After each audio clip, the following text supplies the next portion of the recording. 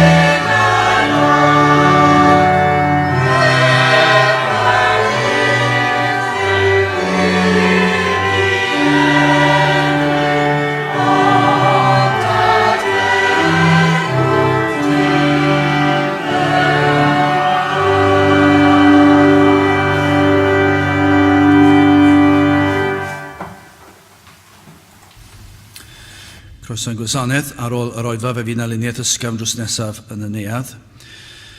Fe fydd ein cwrdd gweddi misol sy'n cael ei gynnal ar y drydedd nos Iau o bob mis yn cael ei gynnal nos Iau yma am hanner awr wedi 7 drws nesaf yn y neuadd. Felly hanner awr wedi 7 nos Iau yma ein cwrdd gweddi misol.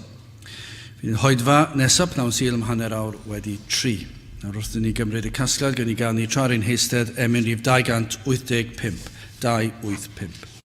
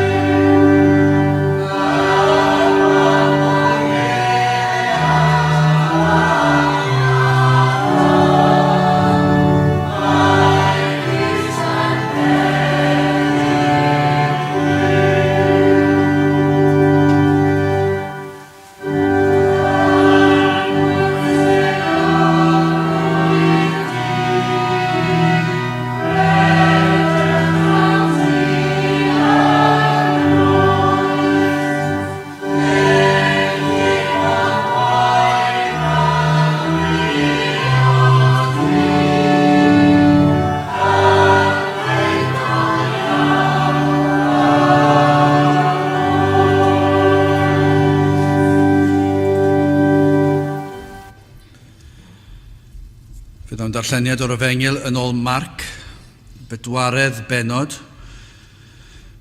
cyn dechrau yn yr adnod gyntaf. Marc, penod 4, cyn dechrau yn yr adnod gyntaf. Ac efe a ddechreuodd Drachem a thrawiaethu yn ymyl y môr a thyrfa fawr am gasglodd ato, hyd oni bu iddo fyned i'r llong ac eistedd ar y môr, a'r holl dyrfa oedd wrth y môr ar y tir, ac efe a ddysgodd iddynt lawer ar y ddamhegion ac y ddywedodd wrthynt yn ei ddysgeidiaeth ef, gwrandewch, wele, heiwr a aeth allan i hau. A darfu wrth hau i beth syrthio ar fin y ffordd, ac ehediaid yr awyr a ddeithant ac aeth i fasant, a pheth a syrthiodd ar greigle lle ni chafodd fawr ddeiar, ac yn y fan yr eginodd am nad oedd iddo ddyfnder deiar. A phan gododd yr haul y poethwyd ef, ac am nad oedd gwreiddyn iddo efe a wywodd. A pheth a syrthiodd ymhlith draen, a'r draen a dyfasant ac a'i tagasant ef, ac ni ddig ffrwyth. A pheth arall a syrthiodd mewn tir da, ac a roddes ffrwyth tyfadwy a chynhyrchio, ac a ddig 10 ar 20, ac 30 ac 100. Fe ddywedodd wrthynt, y neb sydd ganddo glustia i wrando gwrandawed. Phan oedd fe wrtho'i hun, yr rhai oedd yn ei gylch ef gyda'r 12 a fynasant iddo am y ddameg, fe ddywedodd wrthynt, i chwi yr rhodded gwybod i'r gelwch teyrnas Dduw, eithir yr rhai sydd allan ar ddamhegion y gwneir pob peth. Fel yn gweled y gwelant ac na chanfyddant, ac yn clywed y clywant, ac ni ddeallant, rhag iddynt y chwelyd, a maddau iddynt eu pechodau. Fe ddywedodd wrthynt, oni wyddwch i'r ddameg hon, a pha fodd a gwybyddwch yr holl ddamhegion. Yr heiwr sydd yn hau'r gair, a'r rhai hyn yw'r rhai ar fin y ffordd, lle yr heir y gair ac wedi iddynt ei glywed, y mae Satan yn dyfod yn ebrwydd, ac yn dwyn ymaith y gair a heiwyd yn ei calonau hwynt. Yr rhai hyn, yr un funud yw'r rhai a heir ar y creigle, yr rhai wedi clywed y gair sydd yn ebrwydd yn ei dderbyn ef yn llawen, ac nid oes ganddynt wreiddyn ynddynt ei hunain, eithyr dros amser y maint yna pan ddel blinder neu erlyd o achos y gair yn y man y rhwystrau'r hwynt. Yr rhai hyn yw'r rhai a heiwyd ymysg y draen, yr rhai a wrandawant y gair, ac y mae gofalon y byd hwn, a hudoliaeth golyd a chwantau am bethau eraill yn dyfod i mewn ac yn tagu'r gair a myned y mae yn ddiffrwyth. Yr rhai hyn yw'r rhai a heiwyd mewn tir da, yr rhai sydd yn gwrando y gair ac yn ei dderbyn, ac yn dwyn ffrwyth, 10 ar 20, ac 30 ac 100.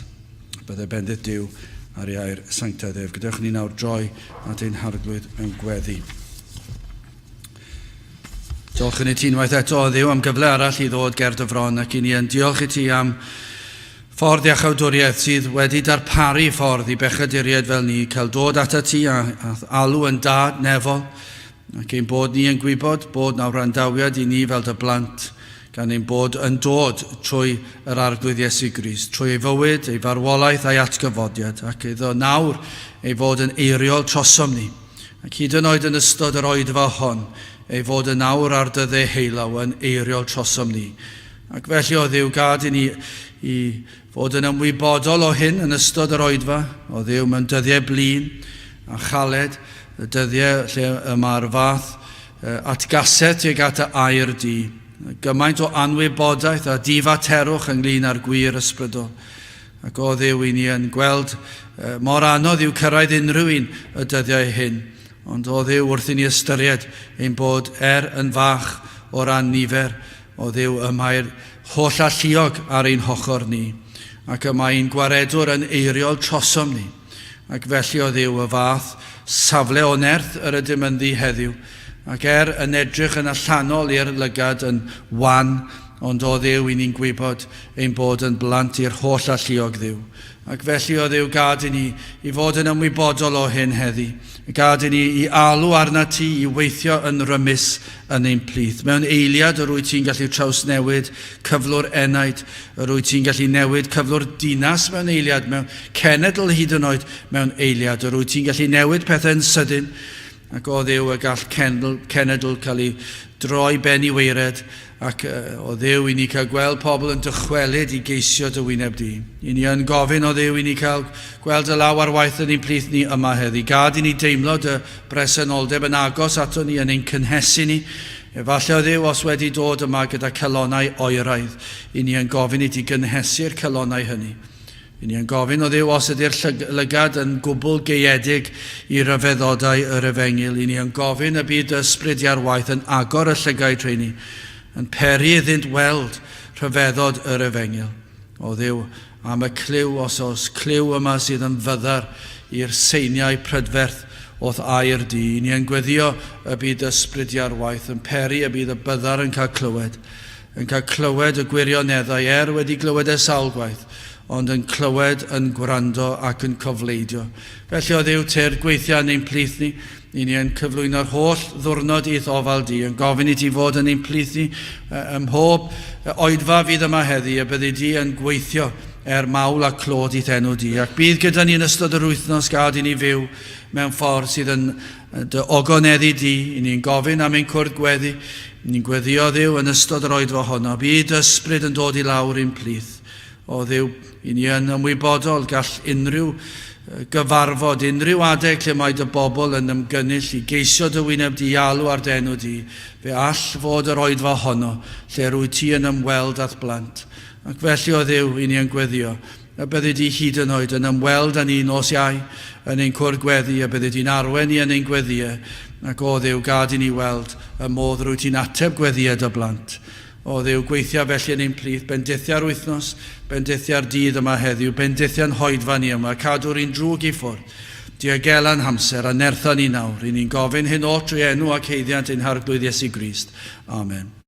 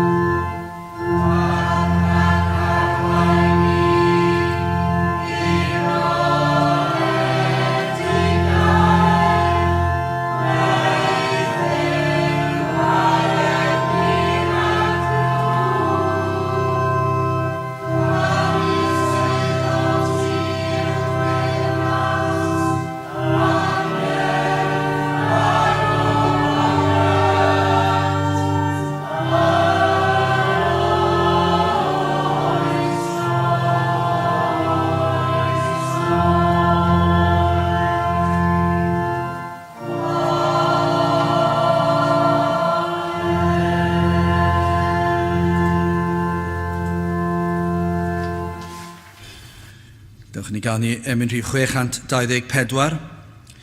Dal fi'n agos at yr Iesu i hyn fod dan y groes, tra fwy'n byw y myd y pechu, canlyn dan i bira foes. 624, gyda ni sefyll.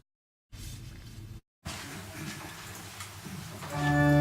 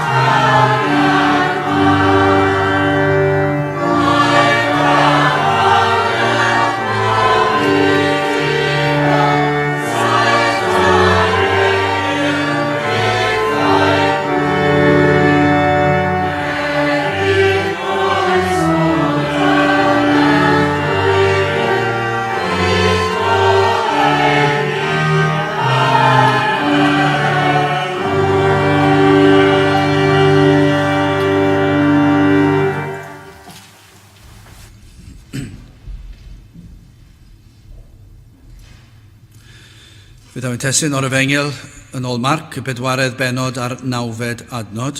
Marc 4 adnod 9, ac fe a ddywedodd wrthynt, y neb sydd ganddo glistiau i wrando gwrandawed. Mae mor bwysig manteisio ar bob cyfle i glywed gair Duw. Mae wastad yn dristwch mawr pan y mae pobl yn troi cefn ar gyfle i wrando ar air Duw. Pan yn dewis troi cefn, yn dewis ymwrthod ar ddod i'r oedfa, pan yn chwilio am ryw esgusodion, ac hyn yn wir o'r byd, ond hefyd yn wir o'r rhai sydd yn gwneud proffes bellach, ond yw mor anodd i'w ffeindio pobl sydd yn ffyddlon i bob oedfa ac i bob cyfle i wrando ar air Duw. Yr hyn i ni'n ei weld yn y dyddiau yma yw'r chwilio am yr esgus efallai i beidio bod yna drwy'r adeg.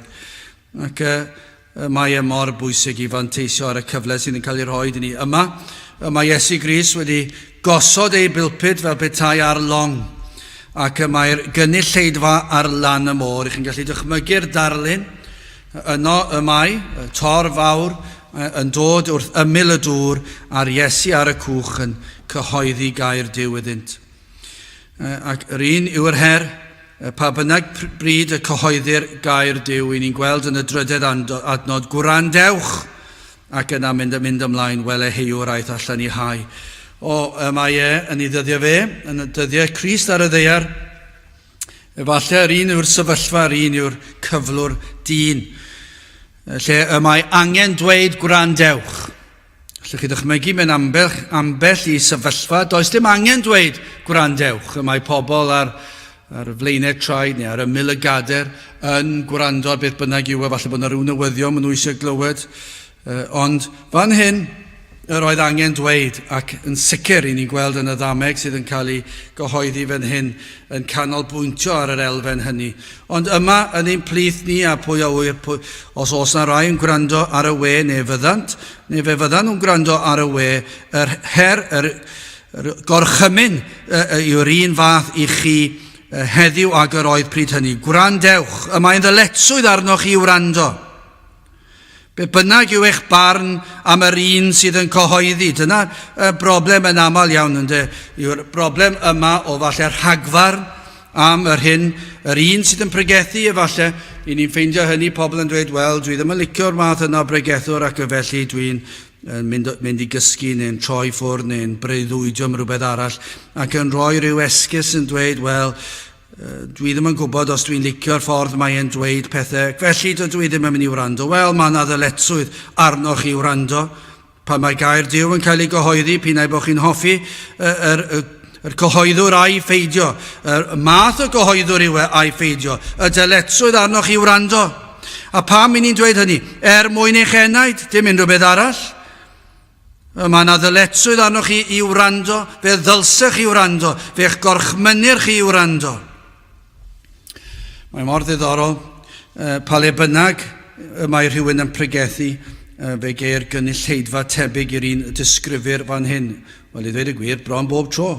Fe fydd na gynulleidfa tebyg i'r gynulleidfa gafodd yr Iesu yna ar lan y môr. Ac yma fe gawn ddameg sydd yn pwysleisio pwysigrwydd y gwrando. Yma na bwysigrwydd ar wrando. Fe ategodd eto yn y 9 adnod, ac fe ddwedodd wrthynt, y neb sydd ganddo glistiau i wrando gwrandawed. Dyma i chi'r gorchymyn, mae'n pwysleisio fe'r ailwaith o fewn yr un ddameg, yn yr un neges, mae'n dweud ar y cychwyn gwrandewch, ac yna mae'n dweud, y neb sydd ganddo glistiau i wrando gwrandawed. Gwa mae'n ddiddorol, pan dwi'n mynd i ambell i le i bregethu, dim yn aml, falle ambell waith fe rwy'n yn dweud diolch yn fawr, ond dim yn aml, ond falle beth sydd yn digwydd yn aml iawn i hyn, roeddwn ni'n gallu clywed pob gair.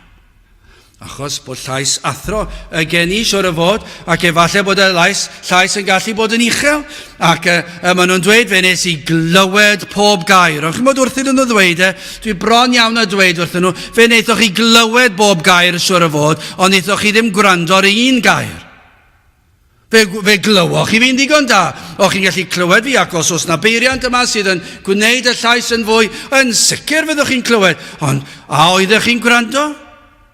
Dwi ddim mor siŵr. Yn aml, fel athro yn y dosbarth, mi fyddai'n dechrau gyda dosbarth newydd fel arfer bob blwyddyn yn dweud wrthyn nhw, sut ydych chi'n gwybod? Sut ydw i'n gwybod os ydych chi yn gwrando arna i pan dwi'n dysgu chi? A dwi'n cael ymatebion gwahanol, ac fe fyddai'n esbonio iddyn nhw, achos dydw i ddim yn gallu dweud trwy edrych ar eich clistiau chi. Dydy'r glist ddim yn dangos i fi eich bod chi yn clywed nac yn fy ngwrando i. Dydych clistiau chi ddim o werth i fi, maen nhw werth i chi, ond dwi'n lot o werth i fi gallu dweud fel athro, os oes 30 o blant gen i'n y dosbarth, dwi'n mynnu fod pob plentyn yn gwrando. Ond sut fedra i ddweud os ydych chi'n gwrando i ffeidio, dwi'n gofyn iddyn nhw. Ac yma nhw'n ffeindio fy'n anodd, ac yn y diwedd i ni'n dod lawr ac yn dweud, wel, eich llygaid chi. Nid eich clistiau chi. Mae rai chi ddefnyddio'ch clistiau chi, ond fe ddweda i wrth eich llygaid chi. Osgor corff hefyd. Fe ddweda i wrth osgor corff ac wrth y lygad, os ydych chi yn gwrando, hyd yn oed wedyn ni, mae yn bosib nad ydyn nhw'n gwrando, ond efallai yn gallu actio'n dda iawn i'n ymddangos fel bod nhw'n gwrando. Ond fel arfer, gan amla, fedra i ddweud, dwi'n aml iawn wedi bod yn darllen stori, a dwi'n gofyn i bob un i edrych ar fy llygaid i, ac yng nghanol y stori fe ai off, a dweud rhywbeth gwbl hirt. Dim byd i wneud ar stori, ac mae'r dosbarth cyfan yn chwerthin, achos maen nhw'n gwybod fy mod i'n siarad dwlu, ac yna dwi'n dweud, chi sydd ddim yn chwerthin, sydd ddim yn gwrando. A maen nhw'n eistedd fyny. Sut ydych chi'n gwybod? Wel, dwi'n newydd siarad dwlu, a doeddech chi ddim callach. Doeddech chi ddim callach fy mod i wedi mynd. Dwi hyd yn oed wedi enwi nhw. Dwi wedi gwneud stori lan amdanyn nhw. Dwi wedi enwi Johnny Bach, a dwi wedi dweud bod e'n edrych mas trwy ffenest ac yn breuddwydio am hedfan trwy'r awyr. A mae pawb yn chwerthin. Mae'r plentyn yma'n edrych yno fi. Mae lyged yn edrych yno fi. Mae glistio fe fyna ar ei ochr e'n ddangos fe bod e'n clywed, ond dwi ddim yn gwrando. Mae'n anodd yn diwedd i ddweud os ych chi'n gwrando i ffeidio. Yr hyn o ddysgwn i fan hyn yw gellir clywed yr Efengyl bob dydd Sul a methu dwyn ffrwyth edifeirwch. Be mae'n aniolygu yw dydych chi ddim yn Gristion. Dydych chi ddim yn Gristion. Chi wedi clywed yr Efengyl ers yn blentyn. A chi wedi clywed y Sul ar ôl Sul ar ôl Sul, ac eto does dim ffrwyth wedi dod ohono, ac i chi yr un mor farw ag yr oeddech chi pan ganwyd chi. Nid yn unig fedrwch chi glywed yr Efengyl, fe fedrwch chi wrando ar yr Efengyl, a mae hwn hyd yn oed yn fwy brawychus. Fe fedrwch chi wrando ar yr Efengyl, ac eto i gyd peidio dwyn ffrwyth. Felly mae clywed, mae gwrando, ac mae dal problem dyn ni. A dyma beth yw bwrdwn y neges fan hyn. Felly, beth yw'r cyngor i chi ar y dechrau? Wel, gwrandewch da chi. Gwrandewch. Beth bynnag i chi'n meddwl amdano nawr. O petai mwy yn y gynulleidfa, dwi'n credu mi fyddwn ni'n enwi ambell i beth sydd yn rhwystron. Dwi ddim eisiau wneud achos dim llawer yma, ac felly falle byddai'n enwi'r union beth i chi'n wneud nawr i beidio gwrando. Felly na i ddim wneud rhag ofn fydd yn peri embaras i rywun ei gilydd. Ond yr un yw'r cyngor i chi yw gwrandewch. Wel, yn gyntaf, hoffwn ni edrych ar y clywed yma, yna'r gwrando yn ail, ac yn drydydd yn olaf y cofleidio. Felly mae yna glywed, adnod 4.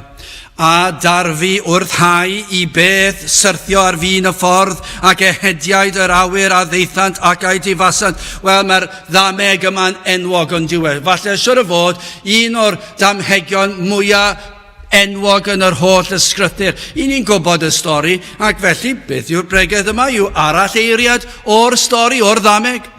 A gobeithio fydd na rhywbeth yn cyffwrdd rhywun. I ni'n gweddio bydd y gair yn cael rhyw effaith a rhywun ac y byd ffrwyth yn dod ohono. Ond y darlun yn y ddameg yw o'r heiwr yn mynd allan i hau hadau. Mae hwnna'n ddigon rhwydd i ddeall. Digon cyffredin, doedd ddim yn anodd.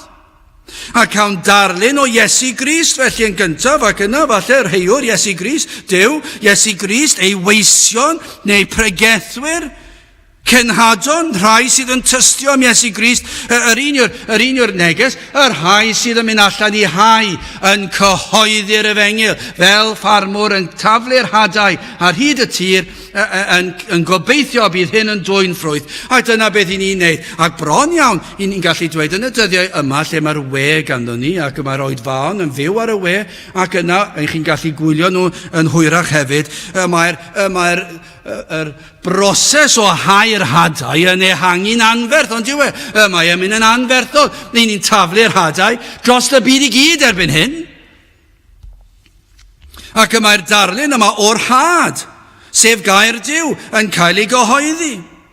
Felly dyma beth sydd ganddo ni, yr ffarmwr, yr heiwr yn hau hadau, taflu'r hadau allan ar y tir yn y gobaith y bydd yn dwyn ffrwyth. Ac felly ni'n cael y darlun yma o'r rhai sydd yn cyhoeddi'r Efengyl, yn pregethu'r gair, yn taflu'r gair allan yn y gobaith, yn y gweddi y bydd yn dwyn ffrwyth. Ac yn yr achos yma, fe dywed y ddameg wrth y dorf ar lan y môr. Dyna beth mae'r Iesu'n ei trai fod yn y cwch ac yn pregethu. Ac yn ei plith y bydd yna amryw math o berson yn y gynulleidfa. Calonau gwahanol, ymatebion amrywiol, ac fe ddisgrifio Grist y mwyafrif o gynulleidfaoedd ar hyd y canrifoedd. I ddweud y gwir, dyma i chi ddameg sydd yn disgrifio pob cynulleidfa ar hyd yr oesoedd. Ond dydy heddi ddim yn wahanol. Hyd yn oed yma heddi. Yn ein plith ni yma heddi, tybiwn ni fod pob un o'r mathau yma yn ein plith ni. Dyma'r tebygolrwydd. Mae'n debygol iawn. Fedrwn ni ddim dweud yn sicr, falle bydde'n modd eich bod chi'n pregethu mewn capel lle mae'r cynulleidfa ac falle ni'n fach ac yn dweud mae pob un fan hyn wir wedi deall ac a gafel ac yn gredinwyr. Ond dim yn aml chi'n mynd i cael sefyllfa fel chi. Beth sydd yn fwyaf tebygol yw cynulleidfa fel hon. Wrth i'r ffarmwr heiwr hau hadau, a nochel ydoedd i beth o'r hadau syrthio ar fathau gwahanol o dir. Ac yn gyntaf fan hyn, fe ddisgrifio peth o'r hadau yn syrthio ar fin y ffordd. Na gall hyn fod yn un a'i rhan o'r tir, lle na lwyddodd yr aradr droi'r tir. Allwch chi ddychmygu ceiau, mae'r ffarmwr yn mynd allan i hau, ond cefalle bod e wedi troi'r tir, aredig y tir, a mae'r pridd wedi troi ben i weired. Ac mae'n barod i'r hadau syrthio yn ei ganol e. Ond efallai bydd y darlun fan hyn, efallai bod yna beth, lle nad oedd yr aradr wedi gallu cyrraedd rhyw gornel efallai, falle dyna beth mae'n disgrifio, ac yna mae'r hadau yn syrthio ar y rhan yna o'r tir, sydd heb cael ei baratoi, sydd ddim wedi troi. Neu, efallai ei fod yn disgrifiad o lwybr cerdded ar hyd y cae. Efallai yn gyd yng nghanol y cae bod yna rai wedi cerdded o A i B, man cyflyma siwr o fod, lleia o bellter, a'i bod nhw wedi rhodio ar hyd y tir am flynyddoedd efallai. Ac erbyn hyn, mae'r tir yna, yr llwybr yna, wedi wasgu lawr. A mae'r pridd wedi wasgu lawr mor galed. Dyna'r darlun. Tir caled iawn, lle nad oedd yr had yn gallu sefydlu yn y pridd. A bydda'n cael llonydd o'r adar, ni fydda'r hedyn yna yn mynd lawr i'r pridd o gwbl. Fydda dim byd yn digwydd pam, mae'n rhy galed o lawer, mae'n rhy sych, mae'n galed. Ac felly fe orwedda'r had yn ddiamadferth, fel os gellir defnyddio'r gair yna, ar yr wyneb. Ac yna beth sydd yn dod, mae'r adar yn dod ac yn cipio'r hadau yn ei bwyta nhw ac yn mynd i ffwrdd. O dim problem gyda'r had. Y broblem oedd y tir yn ei wrthod e. Mae'n ddarlun trienus. Ond mae Iesu Grist yn egluro'r ddameg yn llawnach yn y 15fed adnod, a'r rhai hyn yw yr rhai ar fin y ffordd, lle yr heir y gair, ac wedi iddynt ei glywed, sylwch clywed, chi wedi clywed yr Efengyl, y mae Satan yn dyfod yn ebrwydd ac yn dwyn ymaith y gair a heiwyd yn ei calonau hwynt. O, gall rhain fod wedi clywed y gair yn iawn, Efallai, beth yw'r amgylchiadau gall hyn fod? Wel, yn sicr, fe allai fod rhain cerdded yn y dre, efallai, a mae yna rhyw oedfa awyr agored yn clywed pregethwr ar ochr y stryd neu gornel stryd yn cyhoeddi gair Duw. Efallai rhywun yn derbyn rhyw pamffledyn bach ac esboniad o'r Efengyl ac maen nhw wedi gweld a clywed gair Duw o'r geiriau hynny. Efallai cydweithwyr wedi tystio rhywbryd am yr Efengyl yn y gwaith. Efallai wedi cerdded heibio drysau'r capel. Mae hwnna'n bosib yn diwedd, achos mae yna uchel seinir tu fas fyna. Ac efallai wrth i rai, a chi'n gweld nhw o dro i dro, maen nhw'n dod ac maen nhw'n aros. Dwi'n mynd tu fas y drysau am fynd, nhw'n clywed rhyw sŵn. Be sy'n mynd ymlaen mewn fyna? Ac efallai bod nhw'n clywed 2 frawddeg lle cyhoeddir yr Efengyl. Efallai dyna be mae'n disgrifio. Hyd yn oed mae'n bosib disgrifio y rhai yma sydd wedi bod yn yr oedfa. Ac maen nhw wedi dod unwaith efallai gydag aelod o'r teulu, efallai, neu efallai ffrind wedi gwahodd chi i'r cwrdd. Unwaith, chi wedi dod unwaith i'r cwrdd. Falle mae math yna berson y mae'r Iesu'n ei ddisgrifio fan hyn yn y ddameg. Rhai sydd wedi dod unwaith i glywed yr Efengyl. A maen nhw'n clywed yr Efengyl. Neu falle'n disgrifio rhai sydd wedi dod ychydig o weithiau 2-3 gwaith. Efallai 10 o weithiau pwy o wyr. O, mae'n ddarlun mor gyfarwydd ac mor drist, ond mor wir. Sawl tro i ni wedi gweld pobl yn clywed y gair. Maen nhw'n aros am eiliad ac yn edrych ac yna'n cerdded i ffwrdd. Rhai yn clywed am yr holl dystiolaeth sydd yn datgan gwirionedd gair Duw. Falle'n gweld rhyfeddodau creadigedd o'i hamgylch ac eto mae'r hedyn yma'n syrthio ar ei cylonau, ond mae ei cylonau nhw mor galed, dyw e ddim yn cael unrhyw effaith o gwbl. Dyw e ddim yn crafu'r wyneb. Dyw'r gwreiddyn ddim hyd yn oed yn mynd lawr mymryn. Does dim byd. Maen nhw mor galed. A chyn pen dim o amser, mae'r adar wedi dod ac wedi cipio'r had nefydd aw Satan a chymeryd yr had ymaith cyn bod unrhyw gobeith i'r hedyn gafael, cael gafael ar unrhyw beth neu'r gwynt i ddod a chwythu'r hedyn i dir da hyd yn oed. Does dim un oed amser am hynny. Mae Satan wedi dod ac mae wedi plycio yr hedyn i ffwrdd.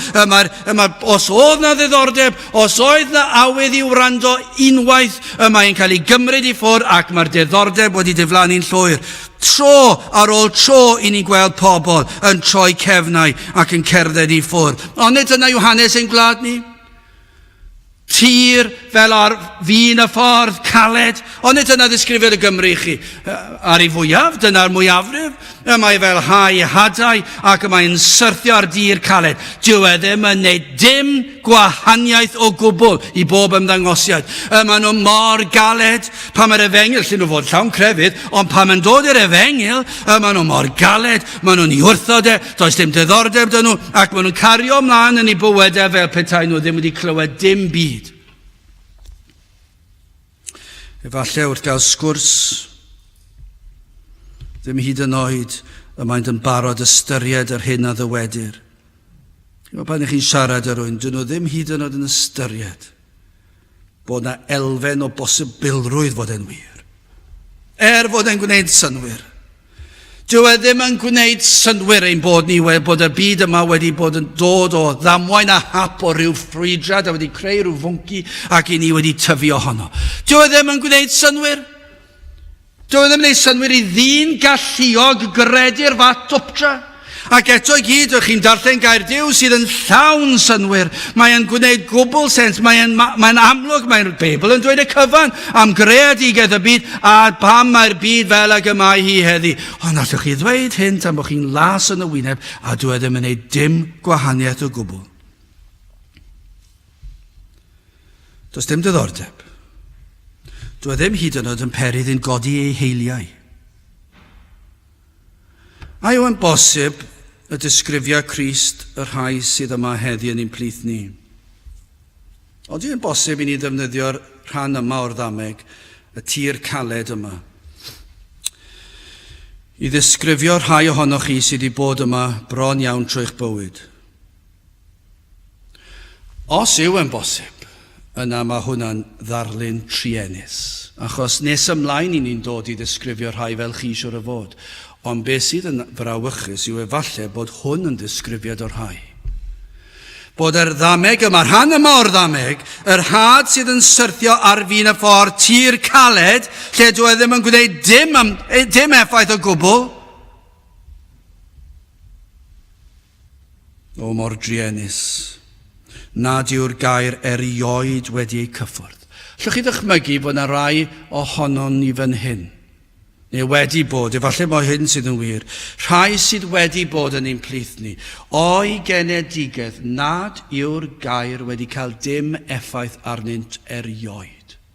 Byddai hwnna'n erchill, byddai chi'n meddwl, wel, efallai roedd na ryw adeg yn ei bywyd nhw, pan roedd na ryw feddalhau tuag at yr Efengil, pan roedden nhw yn gweddio, pan roedden nhw yn credu, falle bod na ryw ffrwydd, bod na ryw arwydd, ond efallai bod na rhai sydd wedi cael ei magu, sydd wedi bod mor galed ar tir fwyaf caled posib. A mae'r hadau yma wedi cael ei taflu sil ar ôl sil, ac mae wedi glanio, ac mae Satan wedi cipio fe fyny'n syth. Pam? Mae'r galon mor galed dwi ddim yn cael dim effaith o gwbl. Dychmygwch trieni'r sefyllfa. Un wedi fagu o dan clyw ar Efengil, ond erioed wedi teimlo unrhyw agosatrwydd at air Duw. Dyna chi drienus? Erioed wedi symud. Sawl gwaith ydyn ni wedi gweld rhai yn dod i'r oedfa, ni wedi weld yn yr oedfa yma, yndo? Hyd yn oed yn ein hoedfa ni ar Brynhawn Sul, ac yn ni weld yn y oedfa yn Saesneg yn y bore a'r hwyr. Ni wedi gweld rhai pobl yn dod i'r oedfa, unwaith, falle dwywaith, ac yna byth eto. Dyn nhw ddim wedi bod ers blynyddoedd. Rhai wedi dweud, dwi wedi dod i gredu ar Sul nesaf, dydyn nhw ddim na? Sut ych chi'n esbonio hynny? Mae yw Satan wedi dod a wedi plycio'r hedyn oddi ar y tir yn syth. Yma yw wedi mynd. Roedd y galon mor galed. Dim effaith o gwbl. Cyn bod unrhyw obaith, yma yw Satan wedi dod ac wedi gipio. Mae'n frawychus. Dwi ddim yn siŵr ai hynny sydd fwyaf brawychus, mae'n ddarlun trienus o rai ohonoch chi fan hyn sydd yn gallu dod bob Sul. Ac does dim unrhyw arwydd fod y gair wedi effeithio chi o gwbl. Dim arwydd o gwbl. Ond efallai bod hwn yn fwy brawychus yn yr ail pwynt, y gwrando yma. Mae rhai wedi clywed a dim effaith o gwbl. Beth am y gwrando yma? Mae'n amlwg nad yw clywed yr Efengil yn unig yn ddigonol. Fel yn y dosbarth, gall blentyn fy nghlywed i, ac eto dim syniad beth ydw i wedi ei ddweud. Dyn nhw ddim hyd yn oed yn canolbwyntio. Maen nhw'n clywed y synau o eiriau, ond ddim yn canolbwyntio. Ond yma fe gawn rybydd arall, fe ddisgrifiau Iesu Grist rai sydd yn gwrando ar air Duw. Ac eto, rhain yn profi bod yn ffals yn y diwedd. Mae'n hawdd i rai feddwl, i'r rhain, gan ei bod wedi ymateb yn fwy ffafrol i air Duw na'r rhai sydd wedi syrthio ar y llwybr caled. Falle mae'n hawdd iawn i'r grŵp yma o bobl feddwl, wel, mae'n rhain, dwi wedi clywed gair Duw ac dwi wedi gwrando. Nes i wrando ar y neges. Dwi'n gallu dweud beth oedd y neges. Dwi'n gallu atgoffa'r pregethwr fe dealles i pwynt 1, pwynt 2, pwynt 3. Ac chi'n gallu dweud o ble ddath yr adnod. Ac chi'n gallu dweud os ydych chi wedi mwynhau i beidio hyd yn oed. Ac chi'n meddwl dwi lot yn well na'r rheini sydd yn dwy'n dim ffrwydd. Ac yna'n gallu fod yn llawn balchder. Mae'n meddwl bod chi tipyn gwell i chi wedi gwrando. Ac yn meddwl fydda i'n iawn yn y pen draw. Efallai'n cymharu hunan gyda'r gweddill. Mae'r rhain, allwch chi ddweud, yn mynychu'r capel. Drwchwch adnod 5 a 6, a pheth a syrthiodd ar greigle lle ni chafodd fawr ddeiar, ac yn y fan yr eginodd, am nad oedd iddo ddymder deiar, a phan gododd yr haul y poethwyd ef, ac am nad oedd gwreiddyn iddo, fe a wywodd. I ni'n gweld fan hyn yn y ddameg, mae mor hyfeddol, mor fanwl gywir o'r hyn i ni'n ei weld drwy'r amser. Mae'n drist i ni'n gweld hyn drwy'r amser. Mae'r had yma yn syrthio ar dir, dyw e ddim yn gwbl galed fel y tir ar y llwybr, fe geir peth prydd, ond y mae'r tir yn garegog, dyw e ddim yn dir da iawn. Felly oddi tan y wyneb, mae yna lot o gerig, dyw e ddim yn gorau o'r tiroedd sydd i'w gael. Ac felly y darlun yn y ddameg yw, mae'r hedyn yn cael gafel i bwynt. Ond mae'n rhyw fath o afel arwynebol. Mae yna ddigon o afael mwyn cychwyn rhyw dyfiant. I ni'n gweld y tyfu yn digwydd o flaen eich llyged chi. Ond beth sydd yn digwydd yw mae'n mynd ar ei fyny, ac hynny'n gyflym iawn.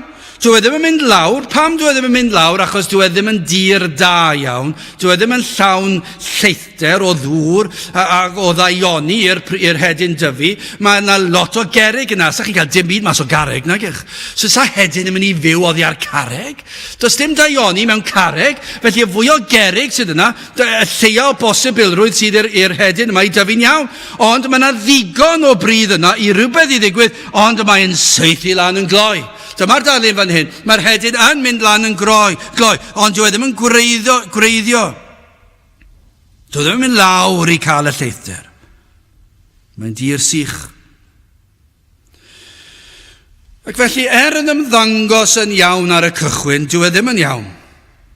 Bod na rhywbeth amlwg wedi digwydd, mae na rhywbeth wedi digwydd, mae na dyfiant wedi digwydd, ond dyw e ddim yn iawn. Ac fe brofir hyn yn weddol gyflym. Achos y darlun y ddameg yw, wrth i'r haul dywynu ac i boethi, mae'r planhigyn yma'n dechrau gwywo ac yn marw. Adnod 16 ac ymlaen. A'r rhai hyn, yr un funud, yw yr rhai a heir ar y creigle, yr rhai wedi clywed y gair sydd yn ebrwydd yn ei dderbyn ef'n llawen, ac nid oes ganddynt wreiddyn yn ei hunan, eithyr dros amser ymaint yna pan ddel blinder neu erlyd o achos y gair yn y man yr hwystrir hwynt. Mae hwn yn frawychus. Achos o ran hyd amser fan hyn, mae'n anodd dweud faint o amser yw cyn maen nhw'n profi fod yn ffals. Felly, dydyn ni ddim yn gallu rhoi rhyw fath o llinell amser. I rhai fe all ddigwydd yn weddol fuan ar ôl proffes, i eraill fe all ddigwydd ymhen 20 mlynedd tybiwn ni. A dwi'n credu mai dyna'r oes i ni'n byw ynddi, i ni'n gweld hyn. Rhai sydd wedi gwneud rhyw fath o broffes ac wedi setlo mewn i fywyd y capel. Ac yn ddigon hapus yn y capel, maen nhw'n dod i'r cwrdd, maen nhw'n gwrando i bwynt, maen nhw'n clywed, maen nhw'n gwrando. Maen nhw'n gatre cael cino, maen nhw'n dod nôl, ysgol Sul, maen nhw'n dod nôl, te, mynd i'r capel yn y nos, maen gatre, byw i bywyd yn yr wythnos, falle dod i'r cwrdd-gweddi o dro i dro, beth bynnag, falle anfon i plant i cwrdd â pobl ifanc o dro i dro, dod nôl i'r capel ar ddydd Sul, mae mis yn mynd, mae blwyddyn yn mynd, mae plant yn tyfu fyny, a dyna beth sy'n digwydd. Mae 20 mlynedd yn mynd heibio. A dyna'r llinell amser? Gallai fod, siwr o fod. Ac mae'r rhain ar y dechrau, os fyddwn rwy'n yn gofyn am dystiolaeth, mi fyddwn yn rhoi i dystiolaeth efallai. Fies i mewn rhyw oedfa, ac fe nes i ddewis Iesu Grist, ac fe nes i gredu, ac yr oeddwn i'n llawen. Dyna be mae'n dweud fan hyn. Sydd yn ebrwydd yn ei dderbyn ef'n llawen. Maen nhw'n derbyn y gair, maen nhw'n clywed y gair, maen nhw'n gwrando ar y gair, maen nhw'n cytuno gyda'r gair, achos mae'n gwneud synwyr. Twptra i'w credu yn rhywbeth arall. Felly mae'n gwneud synwyr, a dyna'r peryg i cael oed fan, falle, dwi'n bod fi'n erbyn y peth am greadigaeth, dwi'n credu bod yn beth da, mae'n ddiddorol, ond nid dyna yw arf efengylu, achos os 'yn ni'n mynd i berswadio pobl bod na dduw, bod na greawdwr, pa ddaioni sydd yn hynny, yn y pen yw hynny, mae rhaid cael gwaith yn y tir, yn y galon, ac felly fe allwch chi gael rhywun a'i perswadio nhw, twptra i'w credu mewn ffaith bod na rhyw ffrwydrad wedi digwydd, rhaid bod na dduw, ac wrth gwrs bod na, ac maen nhw'n credu chi, achos mae'r ddadl mor amlwg. A maen nhw wedi credu fe'n llawen. Yn sylwch, mae yna ymateb yn ebrwydd, mae'n dweud, sydyn yn syth. Mae mor galonogol, maen nhw wedi dod i'r oedfa, maen nhw wedi dod i wrando, ac maen nhw'n credu'n weddol syth. Maen nhw wedi gwneud proffes yn gloi, maen nhw wedi dod i wersyll efallai, ac maen nhw ar ddiwedd y gwersyll wedi credu, ac wedi gwneud proffes, ac wedi gwneud ffrindiau gyda Cristnogion eraill, ac maen nhw'n ddigon cyffyrddus. Coleg, dyna i chi lle peryglus, lle da hefyd, ond lle peryglus, mae rhywun yn gallu dod i ryw oedfa Cristnogol, ac yn meddwl, maen nhw'n licio'r criw sydd yno, maen nhw'n gwneud proffes ar ddiwedd ryw oedfa, yn Llawen, yn Ebrwyd, maen nhw'n clywed ar y fengil, dwi'n credu yn Iesu Grist, ac maen nhw'n cario ymlaen.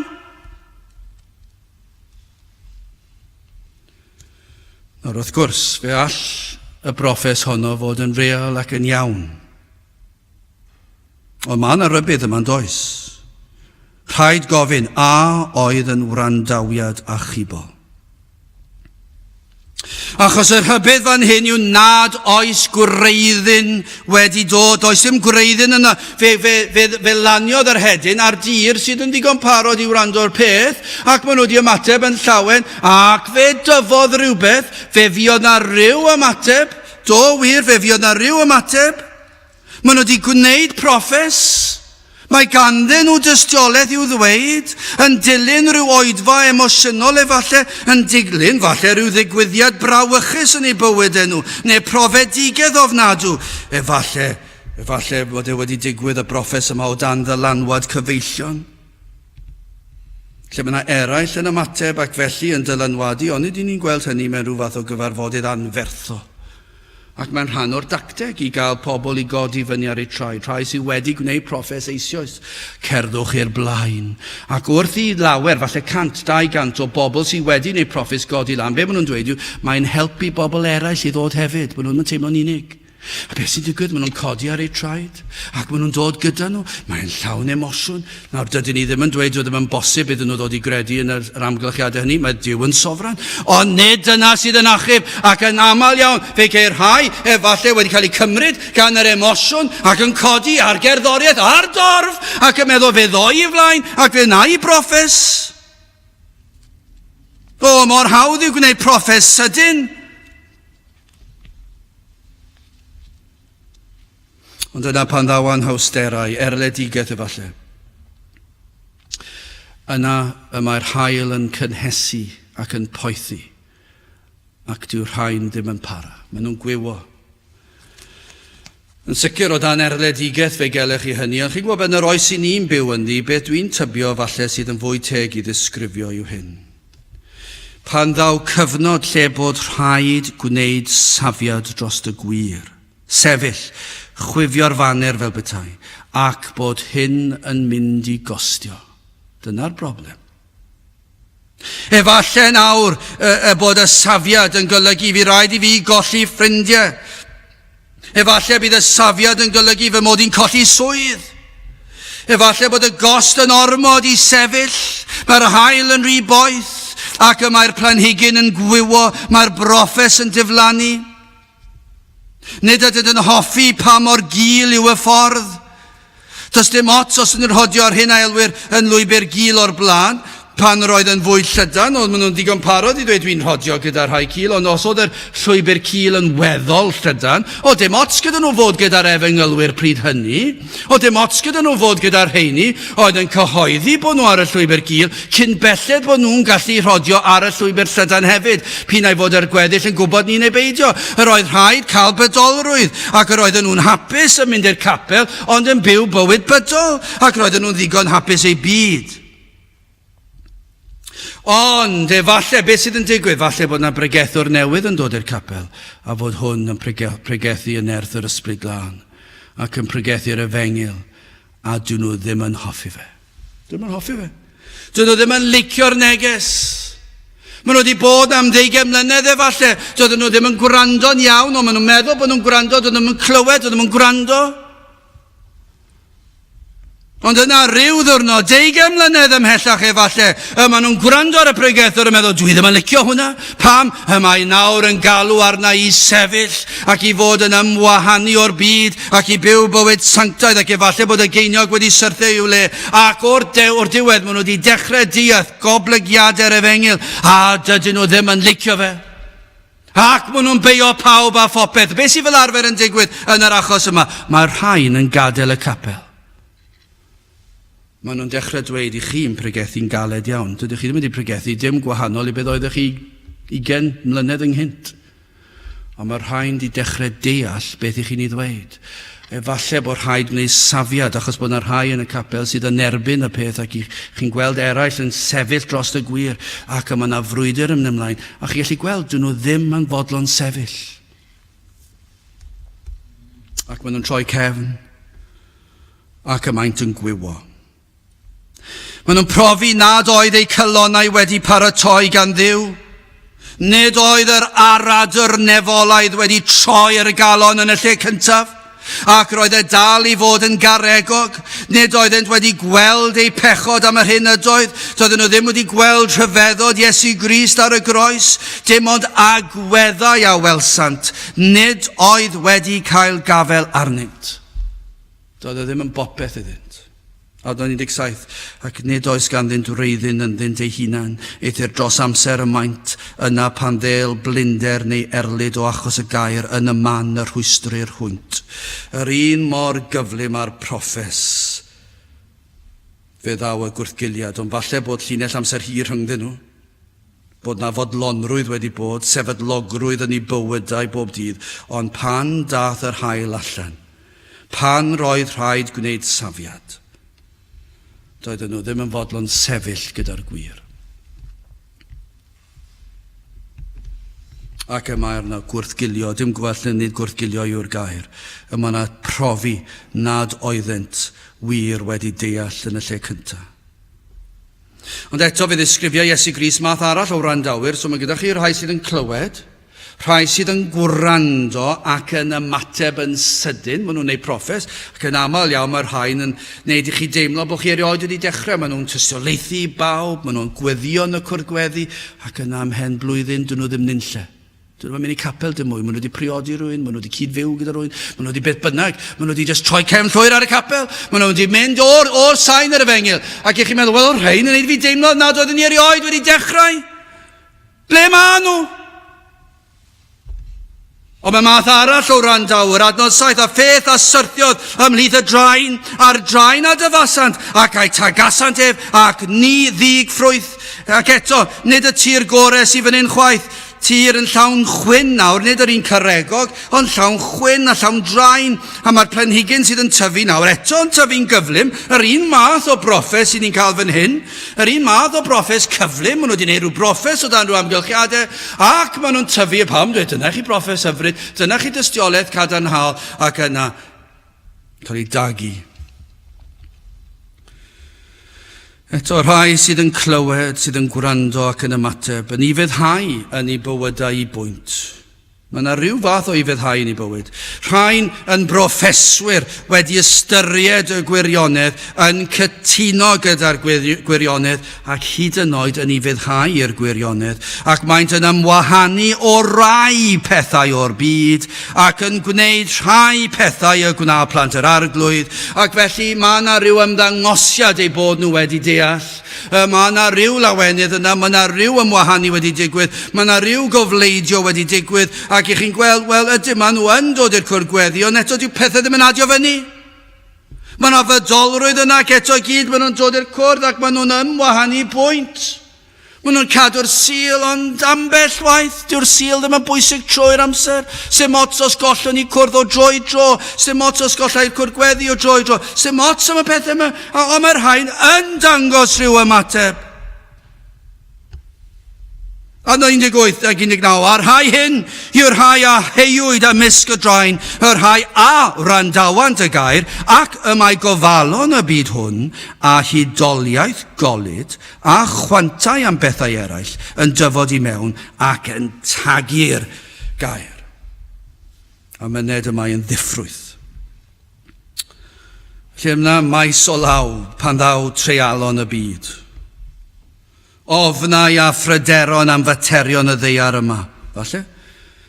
Bywyd llawn ofnau, ac efallai hynny'n ormod iddynt, a'i fod yn cael ei cymryd I fyny gyda'r pethau'r byd yma, ac yn trio gweithio'r pethau mas, pethau ariannol efallai, pob math o bethau yn gallu cymryd lot o amser yn y meddwl. Ofnau, pan ddaw temptasiynau bydol ar ei traws, dyma i chi, allech chi enwi bob un adeg o'n bywydau ni, neu'n harddegau, neu'n hugeiniau ni, neu'n 30au, canol oed. Mae yna temptasiynau yn does yna, temptasiynau'r byd yn dod ar ein traws ni. A be mae'n disgrifio fan hyn, yw'r rhai sydd wedi gwneud proffes, sydd wedi ymwahanu, sydd yn cerdded am gyfnod, ac yna beth sy'n digwydd, mae temptasiynau'r byd yn dod, a beth sy'n digwydd i ddechrau da? I ni'n perswadio'n hunan i fod yn iawn i wneud y pethau yma. Pob Cristion yn wneud Pob Cristion yn mynd i'r pethau yma ac yn mwynhau'r pethau yma. Felly mae'n iawn i fi wneud ac yna beth sy'n digwydd. Sdim rhaid i ni ddod bob oedfa, sdim rhaid i ni fynd i 2 oedfa ar y sil, sdim rhaid i ni cael amser tawel bob dydd, sdim rhaid i ni cwrdd gweddi. Cwrdd gweddi? Pam chi'n mynd i cwrdd gweddi? Sdim rhaid mynd i cwrdd gweddi, dwi ddim mor bwysig yna. Maen nhw'n dweud fe ddoi ambell waith. Ac yna mae pethau'r cnawd yn dod, falle anfoesoldeb, ac yma yna temptasiynau. Onid yw hwnna'n rhemp yn yr oes yma? Onid yw yn rhemp? Faint i ni'n gwybod am bobl sydd wedi priodi a tor priodas yn y byd crefyddol, Cristnogol. Ond fe allir fod wedi dweud, yr oedd yn mynd i ddod pam, yr oedd bedolrwydd wedi dod mewn blynyddoedd ynghynt. Difaterwch am yr ysbrydol. Do, fi oedd na broffes. Do, fe fi oedd na fynychu'r cwrdd. Do, fi oedd nhw yn y cwrdd y gweddi o droi dro. Do, fe fi oedd nhw'n tystiolaethu i bobl. Ond fe gadawyd y byd mewn, ac mae'r byd yn tagu. A beth sy'n digwydd? Mae chwantau'r cnawd yn dod i fewn, ac maen nhw'n gweld rhyw ferch neu rhyw ddyn arall, ac yn mynd off gyda nhw. Maen nhw wedi gwneud addewid ger bron Duw, a bydden nhw'n ffyddlon trwy gydol eu bywyd, tan y bydd yr anad lolaf yn digwydd. Ond beth sydd yn digwydd? Na, dwi wedi cael digon. Beth sydd wedi digwydd? Mae'r byd wedi dod ac wedi tagu.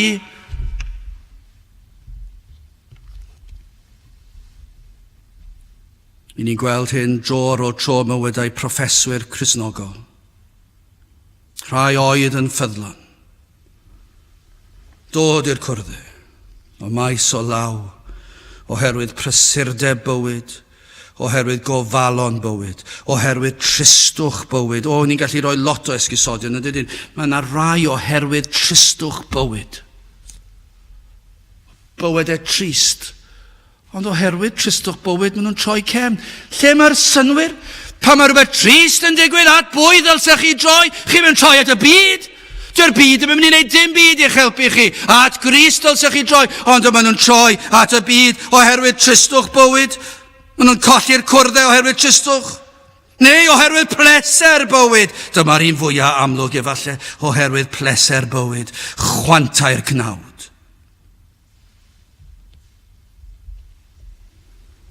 Maen nhw'n dechrau colli mas. Ac chi'n gweld yn digwydd yn raddol bach. Ac yna mae'n cynyddu. Ac yna maen nhw wedi diflannu'n llwyr. Chi'n gweld ymhlith rhai a ofiodd yn ffyddlon ar y cychwyn. Ac yna chi'n gweld nhw'n llai aml. Ac yna chi'n gweld yn yr ymddangosiad, falle yn y wisg efallai, yn y mannau y maent yn mynychu pan ddim yn y cwrdd. Yn y ffordd maen nhw'n siarad am y cwrdd, am bobl Duw. Mae'r sgwrs yn newid, mae cynnwys y sgwrs yn newid. Mae ffrindiau nhw'n newid hefyd. Treulio mwy a mwy o amser yn y byd ac maen nhw'n fwy cyffyrddus yn y byd na gyda'r saint. Beth yw hyn? Y draen yn dechrau tagu. Chi'n gallu dychmygu, chi'n gallu gweld y draen yn codi, chi'n gweld y planhigyn yma chwyn. Maen nhw'n dechrau mynd o gwmpas y planhigyn. Chi wedi trio tynnu chwyn o ddiar planhigyn. Chi'n trio mynd o dan, a chi'n methu cael eich bus o dan. Pa mae mor dyn? Mae e'n rhan o'r planhigyn. Mae'n rhaid mynd at y gwraidd, mae e'n mor anodd, mae e'n tagu'r bywyd mas o'r planhigyn. Maen nhw'n tagu'r bywyd allan ohono. Wel, i orffen yn gloi. Dyna chi ddarlun trienus. Rhai sydd yn gwneud proffes, rhai sydd ddim yn gwneud proffes, sydd ddim o unrhyw ddiddordeb o gwbl. Gan amla'r rheini rhai sydd allan yn y byd. Does dim diddordeb o gwbl ganddynt, ond mae yna rhai dwi'n credu yn ein plith ni. Neu wedi bod yn ein plith ni, lle falle gellir dweud roeddent mor galed na effeithiwyd erioed gan air Duw. Wedyn mae'n eraill gyda chi. Maen nhw wedi clywed y gair, maen nhw wedi gwrando ar y gair, maen nhw hyd yn oed wedi gwneud proffes. Ond mae rhywbeth yn mynd o'i le. ac maen nhw'n diflannu ac yn mynd i'r byd. Wel, beth am yr rhai sydd yn cofleidio? Dyma chi ddiweddglo i'r ddameg, a diolch byth am hwnna adnod 8. A pheth arall y syrthiodd mewn tir da, ac a roddes ffrwyth tyfadwy a chynhyrchiol, ac a ddig 120 ac 130 ac 100. O, tir, dyma chi tir, dyma chi wahaniaeth. Tir sydd wedi ei baratoi, sydd wedi ei droi yn barod. O, mae'n ddarlun o'r enaid, lle gwelir fod y galon yr enaid wedi baratoi gan bwy, gan Dduw. Mae'r Ysbryd Glân di bod wrthi yn paratoi yr enaid yma. Goleuwyd dealltwriaeth yr enaid yma, fe trwyd y galon yr enaid, mae wedi ddyfrio, gallir dweud, mae'r Ysbryd Glân wedi peri fod y tir wedi droi, wedi ddyfrio, mae'n barod am waith, mae'n barod am hedyn. Mae'r Ysbryd Glân wedi bod yn gweithio, yma gwelir nid yn unig calon sydd yn clywed, ond mae hefyd yn gwrando. O, mae yna wahaniaeth yn y gwrando. Yn y gwrandawiad yma, mae'n wahanol i'r rhai blaenorol. Y tir caregog, y tir llawn draen, roedden nhw'n gwrando, ac wedi ymateb I bwynt gyda proffes. Ond mae'r galon yn barod am y gair. Mae'r ysbryd wedi agor llygaid yr enaid I weld ei angen am waredwr. Mae'r enaid yma, mae'r galon yma, y tir ffrwythlon yma wedi cael ei baratoi, mae hwn yn wedi gweld ei bechod, mae'r enaid yma wedi cael golwg ar ei bechod yng ngoleuni sancteiddrwydd Duw. Mae'n gweld ei fod yn ymhell o'r nefoedd ac fod ei bechod yn ei gadw o'r nefoedd. Mae di deall mae'n faich iddo fe, mae'n drwm ar ei enaid mae'r calon yn drwm ac yn teimlo ei bechodau ei eogrwydd fel mynyddoedd byd. Mae'r galon yma sydd wedi baratoi yn teimlo ei fod mewn carchar tywylltu. O, ni'n mynd I ganu un o'r emynau mewn munud, a ni'n canu'r llall sawl gwaith. Dyma chi Cristion, mae'n gweud, pan oeddem ni mewn carchar tywylltu, dan eogrwydd llethol pechod, ac yn teimlo fy fod dan gondemniad y gyfraith a'r Duw holl a lluog. O, roedd e'n llwythog ac yn flinderog, a ddim yn gwybod pa le I droi. Doedd ddim yn nerth gan yr enaid yma I frwydro ac ymdrechu gwella dim mwy. Gan yn gwybod na all gyrraedd y safon. Ond yna, mae'r galon yma trwy'r gair yn cael ei ffrigethu. Mae'r galon yma yn cael golwg ar Grist. Mae'r Ysbryd Glân yn codi lygad iddo fe weld Crist. Mae'n clywed am fywyd perffaith Crist. Mae'n clywed Iesu Grist gadw'r ddeddf yn ei le. Mae'n clywed am ei fuddod Crist yn mynd pob cam i'r groes. A thra ar y groes sydd o gymeryd ein cosb ni arno ef ei hun. Dyna be mae'n I weld. Mae'r ysbryd yn dangos y pethau mae'r galon sydd wedi baratoi. O, mae'r baich yn drwm, mae'r eogrwydd yn llethol, ond yna mae'n cael golwg ar Grist, wedi cael ei hoelio a'r goron ddraen ar ei ben, a'r hoelion a'r gwaioffon yn ei wasgu i'r groes. Ac mae hefyd yn cael golwg mae cariad Crist drosom ni sydd yn ei gadw ar y groes. Ac yna wrth iddo farw yn ein lle, mae yn ein gwahodd I ddod a golchi pob staen o'n pechod ymaith. Mae'r galon sydd yn clywed hyn, yn gweld hyn, yn llamu oddi mewn, ac yn cofleidio'r efengil. Mae'n cofleidio Crist, ac mae'n dweud Crist yw popeth I mi, fe yw fy unig obaith. Am iachawdwriaeth. Adnod 20. Yr rhai hyn yw'r rhai a heiwyd mewn tir da. Yr rhai sydd yn gwrando y gair ac yn ei dderbyn ac yn dwyn ffrwyth, gwir ffrwyth nawr, 10 ar 20 ac 130 ac 100. O, nid derbyn tymhorol sydd fan hyn, ond derbyn sydd yn trawsnewid enaid, sydd yn trawsnewid bywyd. Mae yn newid cyfeiriad yn llwyr, gynt yr oedd ar y llwybr llydan, ond nawr, a oedd yn arwain at distryw, ond nawr mae ar y llwybr Cul sydd yn arwain i'r nefoedd. Gynt yr oedd mewn tywyllwch, ond nawr mae yn hodio yn y goleuni. Gwel mae o Dduw ydyw. Pan mae'r enaid yma'n dwyn ffrwyth, ac mae'r ffrwyth yma'n brydferth. Mae'r ffrwyth yma'n ffrwyth yr ysbryd. Gambell waith mae'n anodd i ddweud y gwahaniaeth rhwng rhain sydd yn cael eu tagu gan y byd a rhai gwir, ond ambell waith mae yna ddirnadaeth yn cael ei roed a chi'n gweld rhyw brydferthwch yn hwn. Does dim hunan yn yr un yma, ond falle yn hwn, falle bod yna hunan. Ambell waith mae'n anodd dweud y gwahaniaeth, ond gyda'r amser chi'n gweld y ffrwyth. Mae'n dechrau'n fach yn diwedd fel coeden o fale, a fel fach iawn, ac yna mae'n tyfu'n fwy, ac yn fwy, ac yn fwy, ac yn fwy. Mae'n newid y lliw, nes ei fod yn barod i'w fita. Dyna i chi ffrwyth, y Cristion, i chi'n gweld y ffrwyth.